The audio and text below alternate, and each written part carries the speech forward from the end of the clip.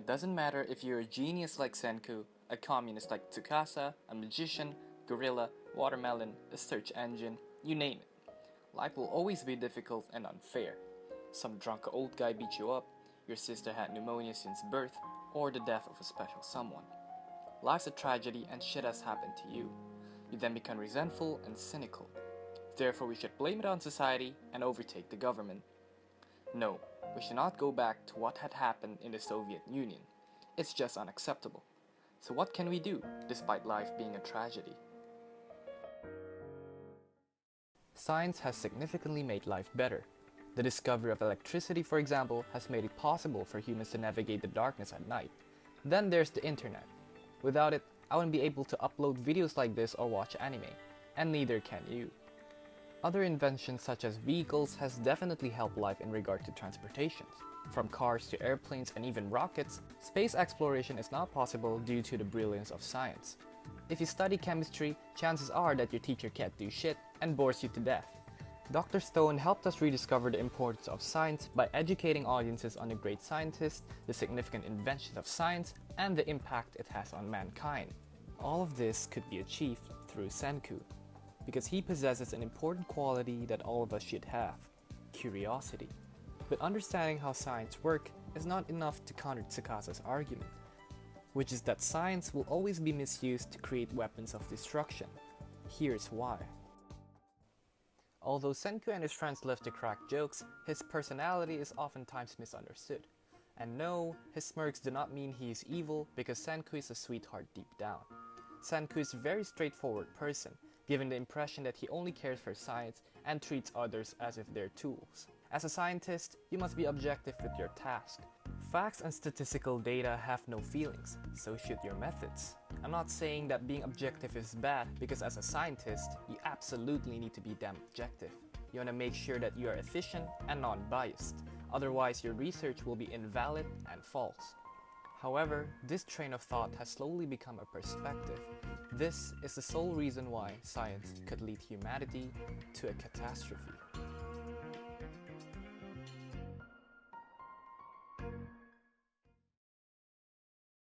Now, I want to be clear that I am not tackling science and claim that Darwin's theory of evolution is false, and you are a fool to think likewise.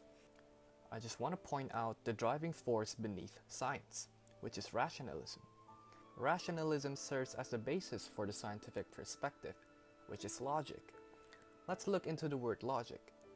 Logic was derived from the ancient Greek word logos, which basically means reason. If we base our perspective of the world through rationality, there will be a flaw. The same flaw that Tsukasa pointed out in science, but ironically, the same flaw he also has in his ideologies. It's safe to say that both Senku and Tsukasa are extremely rational and intelligent people. It's self-evident. But here are the issues. In Senku's case, scientific inventions is a double-edged sword. Science could be used to benefit people's lives, but also used to create destructive weapons, which is Tsukasa's main objection to science. Tsukasa, on the other hand, is literally Santa Claus, I mean Karl Marx. From each according to his ability to each according to his needs. Sounds good, right? Well, no. Tsukasa aims to build a society or an empire that enforces a system of rationality, and it should be noted that it is a closed system, meaning that if you step out of that system, Tsukasa and his men will literally kill you. It's nothing but dictatorship, just like what happened in the Soviet Union. We definitely do not want to head that path ever again. Tsukasa killed the elders as he thinks they are corrupt and evil, but he's just being logical, roughly speaking.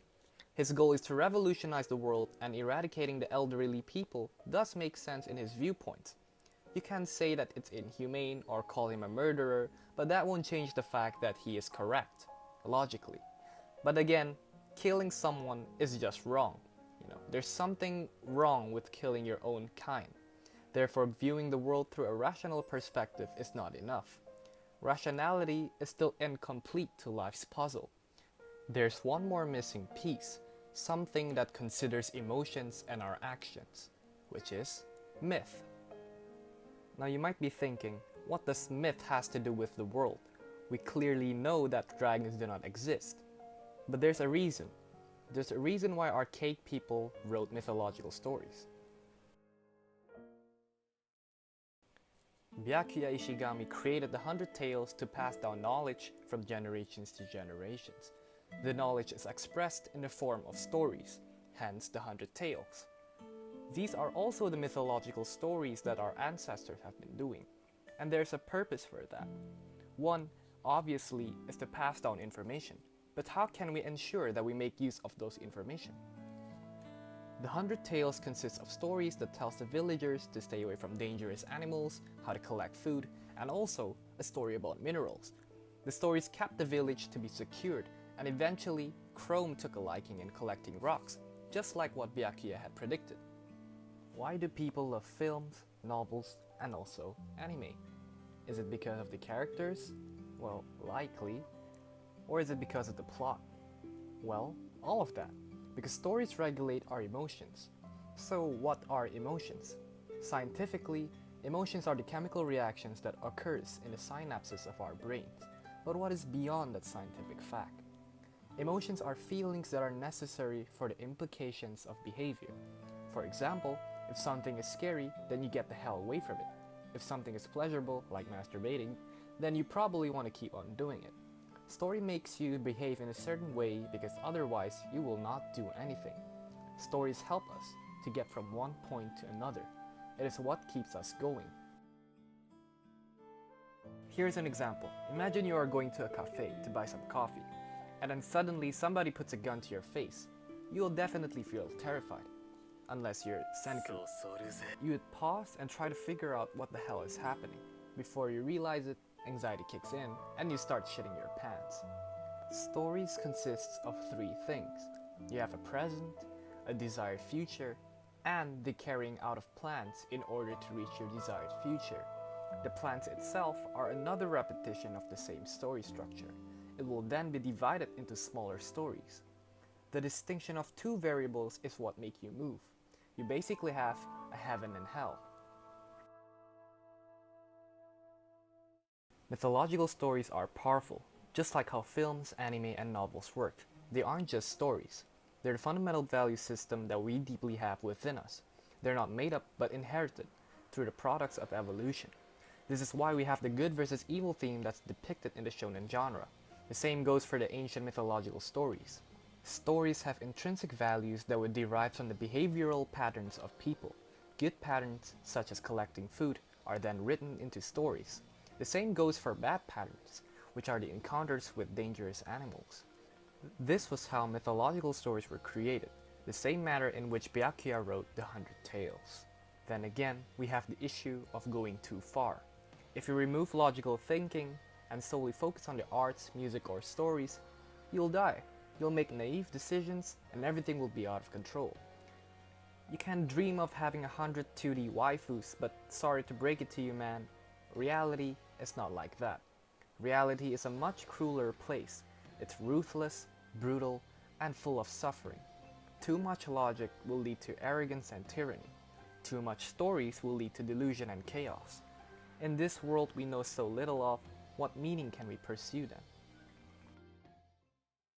In episode 16, Byakuya gave Shamuel some ramen, to which he replied, "Humans don't need to have fun to survive."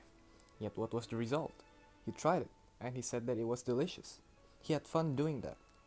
So what he was doing was similar to breaking the rules, and there's a joy in doing that, just like how you get detention in schools. Senku, on the other hand, was creating rules instead of breaking them. Chrome only collected rocks, but he doesn't know what to do with them, other than doing some useless fire shit. Senku used science to make use of the rocks. So what he's basically doing is creating an order by using scientific methods. You need both science and fantasy to appreciate one another. It's the dance between the two that results in the manifestation of a joyful yet meaningful experience. It's the balance and harmony between chaos and order. You need order like science that can help improve people's lives by giving them security, but too much of order will lead to tyranny, such as the Soviet Union. But you will also need chaos, like fantasy. You have to break the rules a bit because only then things will become interesting. Stories, art, and music are all part of chaos, and they regulate our emotions. However, too much chaos would lead to anxiety, and hell breaks loose because everything will be unorganized. It doesn't matter who you are or what you have been through. Retaliating to resentfulness and hatred won't do anybody good neither. It'll only bring you and others more suffering and pain. In society, you need logical thinkers like Senku because they keep the work going. But you also need creative people like Byakuya, which keeps things interesting. You need strong people like Kohaku or Magma, and also an awesome sidekick like Chrome. Everybody has a role to play, and can be useful to one another. The joy you feel in doing something that is meaningful is something you can look forward to in life. If everyone wants the best for one another, then one day, the world doesn't need to face something like the stone petrification. Everyone should feel the exact same joy Senku always have when he say, "This is exhilarating." And I hope you will 10 billion% receive an exhilarating life. Thanks for watching, and Happy New Year.